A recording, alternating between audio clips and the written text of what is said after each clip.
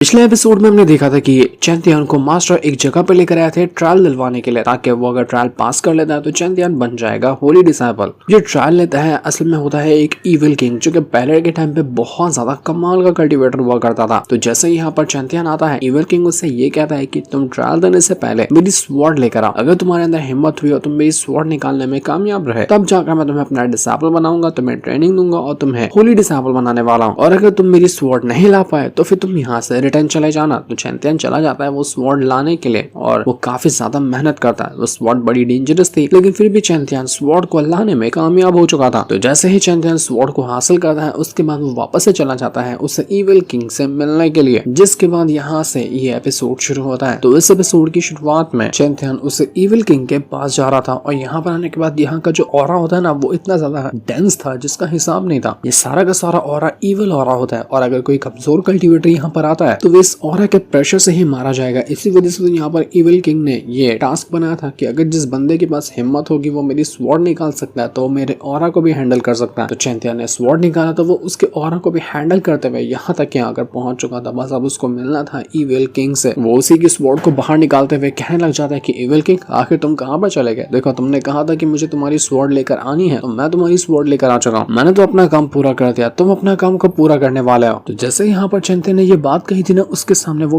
Evil king आकर पहुंच जाता है, जो कि असल में देखने में ऐसा लग रहा था कि वो पूरी तरह से पत्थर का बना हुआ है। इविल किंग चैंतियन से कहता है कि क्या हुआ, तुम मुझे देखकर बिल्कुल सरप्राइज हो गए क्या? तुमने नहीं सोचा था कि मैं पत्थर का रहूंगा? क्योंकि यार मैं मर चुका हूँ, तो मैं क्या नॉर्मल बैठा रहूंगा? मैं इसीलिए तो यहाँ पर पत्थर का बना हुआ हूँ। तो चैंतियन कहता है कि मुझे माफ कर देना, मैंने आपके साथ थोड़ा सा रूड बिहेव किया, मुझे नहीं पता था कि आपकी सिचुएशन इस तरह की होगी। ये लीजिए, मैं आपकी स्वॉर्ड यहाँ पर लेकर आ चुका हूँ। तो इविल किंग कहता है कि क्या हुआ, तुम मुझ पर अफसोस दिखा रहे हो, मुझ पर तरस खा रहे हो क्या? वो तो अच्छा हुआ कि मैं पहले के टाइम वाला नहीं था, वरना जो मुझ पर तरस खाता मैं उसको छोड़ता नहीं। जहाँ से मैं आता हूँ ना, मेरी फैमिली के पास एक रॉयल ब्लड लाइन थी, वो इतनी कमाल की ब्लड लाइन थी जिसका हिसाब नहीं था। लेकिन जब वो एम्परर कैलेमिटी आई थी, जब आया था ना वो फॉर्मेशन जो कि सारे के सारे एम्परर को डिस्ट्रॉय करता था, तो उस टाइम उस फॉर्मेशन ने मेरी काफी ज्यादा पावर को डिस्ट्रॉय कर दिया। मेरे फैमिली के हर एक बंदों की पावर को उसने खत्म करके रख दिया, जिस वजह से हम सब थोड़े से कमजोर हो गए। और इसी मौके का फायदा उठाते हुए जो भी हमारे दुश्मन थे, उन्होंने हमारे ऊपर अटैक कर दिया और हमें मारने की कोशिश की। उन दुश्मनों ने मेरे पूरे परिवार को मार दिया, मेरी जो फैमिली थी सबको खत्म किया, मेरे पूरे क्लान को मार कर खत्म कर दिया उन लोगों ने। मेरी जो ये हालत है ना, मुझे भी किसी खास तरह का पॉइजन दिया गया था, जिस वजह से ना तो मैं जिंदा हूँ ना तो मैं मर गया हूँ, मैं दोनों के बीच में बिल्कुल ही अटका हुआ हूँ। इसी वजह से मैंने दुनिया से अपने आप को छुपा लिया है, और मैं यहाँ पर आकर रह रहा हूँ इस उम्मीद में कि कोई दिन ऐसा आएगा जब मैं खुद को ठीक करूंगा और अपने सारे दुश्मनों से बदला लूंगा। तो चैंतियन, मैं तुम्हें एक और ऑफर देता हूँ, अगर तुमने मेरी हेल्प की मेरे दुश्मनों से बदला लेने में, तो मेरी जो रॉयल ब्लड लाइन है ना, मैं तुम्हारे अंदर पास कर दूंगा। मेरी पूरी की पूरी लेगेसी मैं तुम्हें दे देने वाला हूँ, बस तुम्हें इतना करना है कि मुझे बदला लेने में साथ देना है। लेकिन चैंतियन कहता है कि मुझे पता है कि अगर आपने ये काम किया तो इससे आपकी ये जो जान है, जो हल्की भी बची हुई है ना, वो भी चली जाएगी। तो मुझे नहीं लगता कि मुझे आपका ऑफर एक्सेप्ट करना चाहिए। मुझे बिल्कुल पसंद नहीं आएगा कि मेरी वजह से किसी और को तकलीफ हो या किसी और की जान चली जाए। इविल किंग कहता है कि अगर तुमने मेरा इनहेरिटेंस ले लिया ना, तो तुम इतने कमाल के जीनियस कल्टीवेटर बन जाओगे जिसका हिसाब भी नहीं है। जिस तरह की मेरी लेगेसी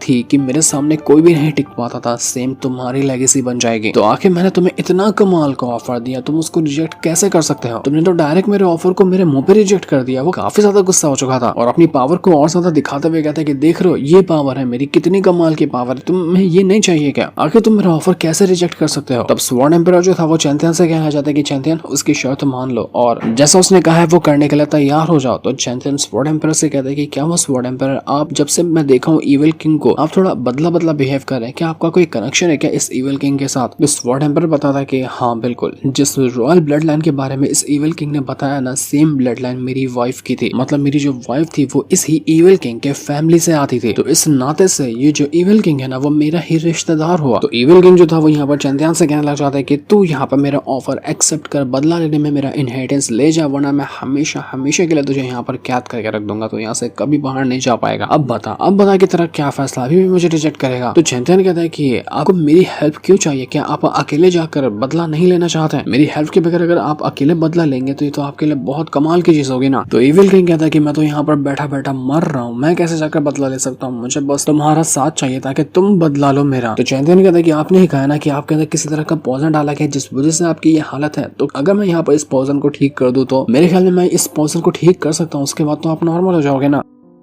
तो इविल किंग खूब हंसता है और हंसते हुए चैंपियन का मजाक उड़ाने के बाद ये कहने लग जाता है कि जिसने मुझे पॉइजन दिया है ना, उसके अलावा दुनिया में कोई भी ऐसा इंसान नहीं है जो इस पॉइजन को ठीक कर सके। मैंने हर कुछ लगा कर देख लिया, मुझसे ये पॉइजन ठीक नहीं है, तो तुम कैसे इस पॉइजन को ठीक करोगे। तो चैंपियन कहने लग जाता है कि मुझे एक बार ट्राई करने का मौका तो दीजिए, और वैसे भी मैं आपसे झूठ क्यों ही कहूंगा, आपके सामने झूठ कहना मतलब अपनी मौत को दावत देना है, इसलिए आपको मुझे भरोसा करना होगा, मैं आपके सामने ही ये पॉइजन ठीक करके दिखाऊंगा। तो इविल किंग कहता है कि ठीक है, ट्राई करना चाहते हो ना, ट्राई करके दिखाओ मुझे कि तुम मेरा पॉइजन ठीक कर सकते हो या नहीं कर सकते हो। स्वॉर्ड एम्पायर ने यहाँ पर चैंपियन से कहा था कि तुम इसको ये ऑफर दो, उसका पॉइजन ठीक करने का, वो मान जाएगा। तो इस वजह से चैंपियन ने इस चीज के लिए एक्सेप्ट किया था। चैंपियन स्वॉर्ड एम्पायर से कहता है कि स्वॉर्ड एम्पायर आपको पक्का लगता ना कि ये पॉइजन ठीक हो जाएगा, क्योंकि मुझे तो नहीं लगता कि ऐसा कुछ होने वाला है, और अगर पॉइजन ठीक नहीं हुआ तो इविल किंग मुझे मार ही डालेगा। तो स्वॉर्ड एम्पायर कहता है कि अरे यार चैंपियन, तुम क्यों टेंशन लेता, तुम्हारे पास बहुत पावर है, तुम अपने आप पर भरोसा रखो, मैं हूं ना तुम्हारा साथ देने के लिए, चलो शुरू करते हैं। तो अब ये लोग यहाँ पर पॉइजन निकालने का काम शुरू कर चुके थे। जैसे ही वो यहाँ पर अटैक करने वाला था चैंपियन पॉइजन के ऊपर, कि तभी जो इविल किंग होता है ना, वो अपनी हल्की सी पावर को एक्टिवेट करता है, जिस वजह से चैंपियन की जो पावर थी वो उसके पॉइजन के साथ मर्ज नहीं हो पाती। अगर मर्ज नहीं होगी तो वो पॉइजन ठीक कैसे होगा। चैंपियन कहता है कि आप मेरे अटैक को रेजिस्ट क्यों करें, मेरे अटैक को रोक क्यों रहे, अपने ऊपर लगने दीजिए। तो इविल किंग कहता है कि मुझे लगा तुम मुझ पर अटैक करने वाले हो, पॉइजन नहीं ठीक करने वाले हो, इसलिए मैंने ऐसा किया, चलो ठीक, इस बार नहीं करूंगा मैं, तुम ट्राई कर सकते हो जो ट्राई करने वाले हो। तो चैंपियन वापस से अपनी पावर को यूज करता है, और अपनी पावर का यूज करने के बाद वो उस पॉइजन को ठीक करने की कोशिश कर रहा था। जैसे जैसे चैंपियन अपनी पावर को उस इविल किंग के अंदर डाल रहा होता ना, उसके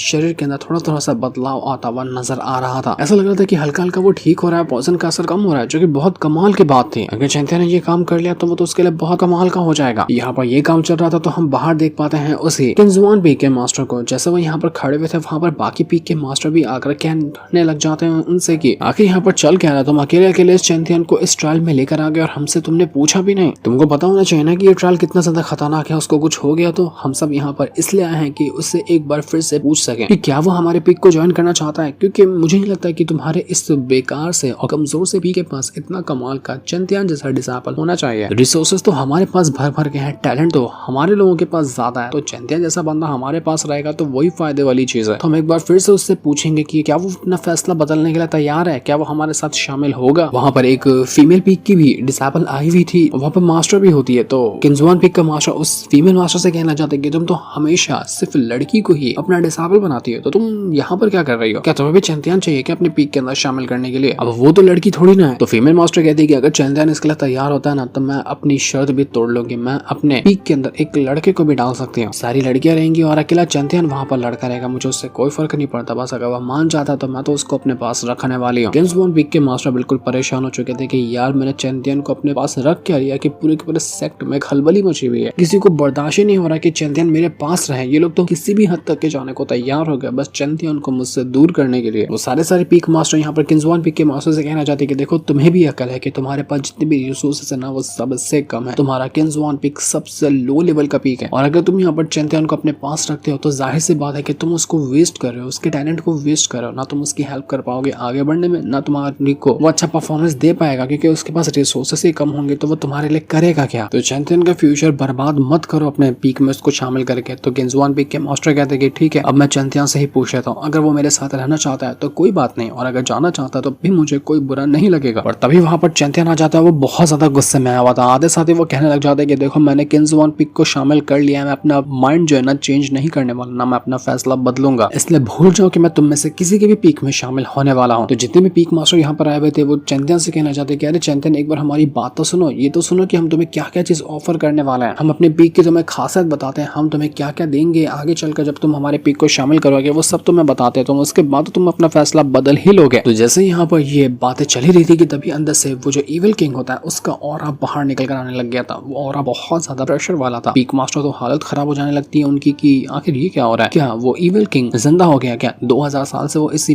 ट्रायल के अंदर पड़ा हुआ था, क्या वो वहां से बाहर निकल कर आने वाला है, क्योंकि 2000 साल तक के कभी भी हमने इस तरह का ऑरा यहाँ पर महसूस किया ही नहीं। और तब हम सच में देख पाते हैं कि यहाँ पर इविल किंग जो है ना वो आकर पहुंच चुका है, वो सच में वापस पूरी तरह से ठीक हो चुका था। चैंपियन ने उसका पॉइजन खत्म किया और उसको पहले जैसा नॉर्मल करा दिया था। इविल किंग कहने लग जाता है कि 2000 साल तक मैं यहाँ पर जिंदगी और मौत से लड़ रहा था, मैंने कभी नहीं सोचा था कि मैं इस तरह से आजाद हो पाऊंगा, लेकिन आखिरकार मैं यहाँ पर आजाद हुआ। 2000 साल बाद मैंने इस रोशनी को देखा है, मैं बता नहीं सकता कि ये कितनी ज्यादा खुशी वाली बात है, मुझे कितना अच्छा लग रहा है इस रोशनी को देखकर, मन कर रहा है कि मैं बस यहीं पर हमेशा के लिए रह जाऊं। वो तो बहुत ज्यादा खुश था इस आजादी को को पाकर और चैंतियन ने ही उसको ये आजादी दिलाई थी और अब तो जाके हो सकता है कि वो इविल किंग खुद ही अपने दुश्मनों से बदला लेगा।